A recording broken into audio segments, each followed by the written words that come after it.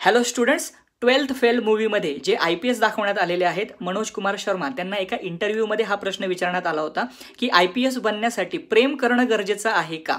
तर त्यांचं उत्तर छान होतं. ते उत्तर सांगण्या अगोदर आज व्हॅलेंटाईन डे बरेच त्या ठिकाणी सेलिब्रेट केला जातो. बऱ्याच मुलांना याचं विशेष आकर्षण असतं. सो तुम्हाला यांचं उत्तर या ठिकाणी ऐकणं फार गरजेचं आहे.